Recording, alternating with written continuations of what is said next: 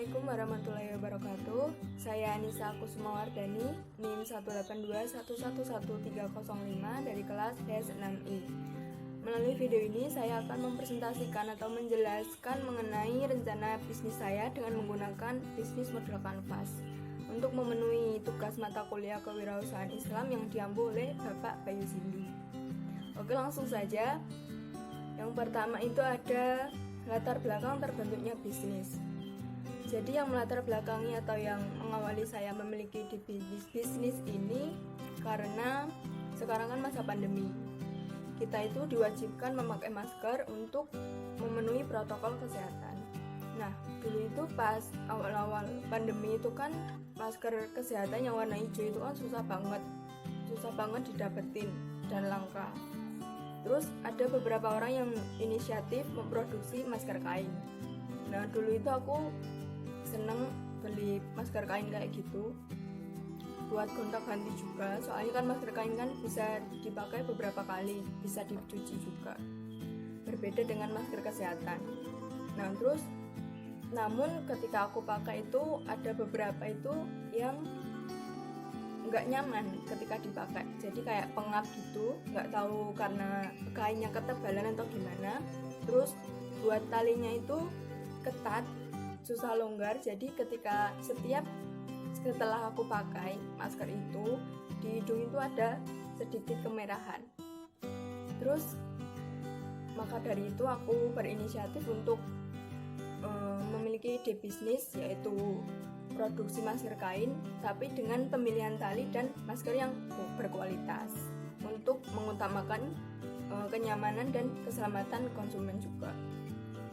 Yang selanjutnya ada alasan produk diberi nama KW. Sebenarnya simpel banget. KW itu singkatan dari nama saya sendiri, Anissa Kusumawardani, Anissa KW.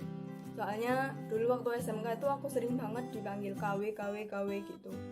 Terus berlanjut ke kuliah sekarang, beberapa temen ada yang manggil KW juga. Terus langsung aja kepikiran buat brand namanya KW gitu.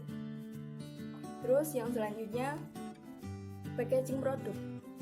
Jadi di maskernya itu nanti akan diberi label seperti desain yang ada di gambar, simple dan elegan. Terus untuk referensi pemasangan di masker yaitu sebagai berikut. Kenapa aku kasih kecil banget labelnya di masker? Karena menurut aku pribadi, ketika saya memakai masker dengan label yang gede itu kayak risih gitu, apalagi buat anak muda. Terus aku inisiatif buat yang kecil aja, yang penting ada brand bisnis saya. Terus yang selanjutnya untuk tali. Jadi untuk tali masker itu nanti ada 3 variasi. Yang pertama ada airlock, yaitu untuk dipakai di kuping. Terus yang selanjutnya ada hijab buat mereka-mereka yang berhijab, dan yang terakhir ada tali serut. Jadi tali serut itu nanti bisa dipakai untuk airlock kuping dan juga bisa dipakai untuk hijab. Yang selanjutnya ada motif. Jadi kita nanti bukan hanya memproduksi masker yang polos saja, tapi juga yang bermotif. Nah, untuk motifnya itu nanti kita mengikuti tren yang digemari orang-orang sekarang, khususnya anak muda yang katanya suka yang estetik gitu. Terus yang selanjutnya ada bisnis model kanvas. Jadi bisnis model kanvas itu nanti ada 9 elemen. Yang pertama customer segment. Jadi customer segment itu nanti bagaimana kita menyasar konsumen mana yang akan kita sasar gitu, yaitu 1, kalangan menengah ke bawah. Terus yang kedua ada remaja usia 12-20 tahun. Terus yang ketiga ada ibu-ibu usia 20-40 tahun. Dan yang terakhir pengguna media sosial, khususnya yang suka belanja online. Terus yang selanjutnya ada customer relationship. Jadi customer relationship itu adalah bagaimana cara kita menjalin hubungan yang baik dengan customer melalui 1, aktif di sosial media. Jadi kita nanti promosi, terus posting produk yang menarik, terus juga berinteraksi dengan followers gitu. Terus yang selanjutnya memberikan kualitas kemasan atau packaging dan pelayanan yang baik. Jadi untuk memuaskan atau menjalin hubungan yang baik dengan customer itu salah satunya dengan memberikan kualitas dan pelayanan yang memuaskan agar mereka juga senang gitu. Terus yang ketiga ada memberikan diskon atau promo. Contohnya itu nanti beli lebih dari 3 gratis 1 atau harganya dipotong kayak gitu. Terus yang keempat, melakukan inovasi mengikuti tren motif kain yang sedang digemari customer. Yang seperti yang saya jelaskan tadi, sekarang anak-anak muda itu suka banget motif yang katanya estetik gitu. Yang selanjutnya, channel itu adalah menentukan di mana konsumen dapat membeli produk kita. Jadi itu nanti ada satu penjualan secara offline. Jadi konsumen itu bisa langsung membeli di tempat produksi kita. Terus yang kedua, penjualan secara online melalui media sosial dan marketplace seperti IG, Facebook, WA, dan untuk marketplace itu nanti biasanya Shopee. Terus yang selanjutnya value proposition. Jadi value proposition itu adalah menentukan nilai apa yang kita tawarkan kepada konsumen. Jadi yang kita tawarkan adalah masker kain yang berkualitas, baik itu tali dan maskernya. Terus maskernya itu nanti memiliki varian tali airlock, hijab, dan serut. Sedangkan untuk maskernya itu ada masker polos dan masker motif.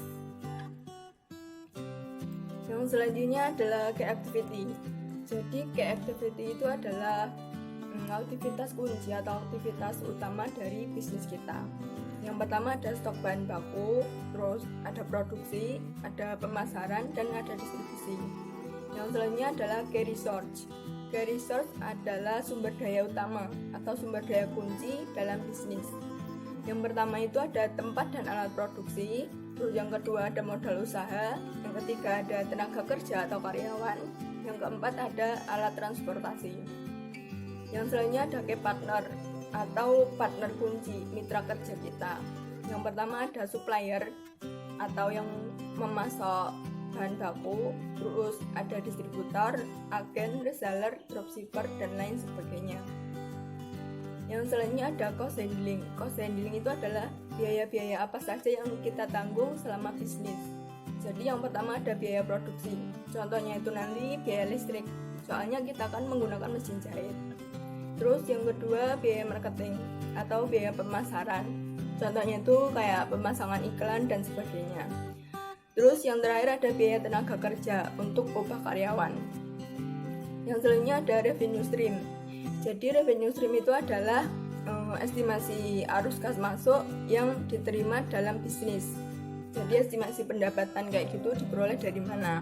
Jadi pendapatan kita diperoleh dari keuntungan penjualan produk baik dari agen, distributor, reseller, dan lain sebagainya. Yang selanjutnya yaitu strategi.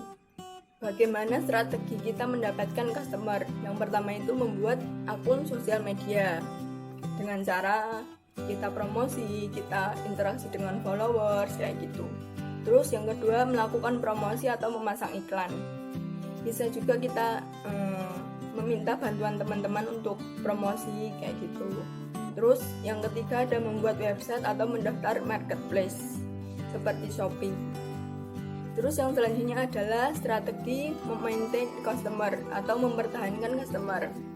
Yang pertama ada aktif sosial media. Terus yang kedua ada membangun komunikasi yang baik dengan customer. Terus yang ketiga memberikan pelayanan yang memuaskan.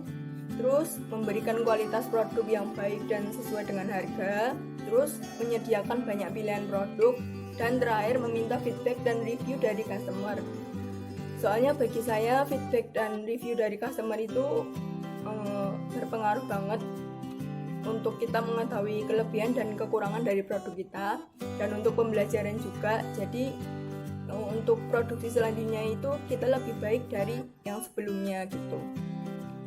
Yang selanjutnya udah sekian dari saya. Bila ada salah kata mohon maaf. Wassalamualaikum warahmatullahi wabarakatuh.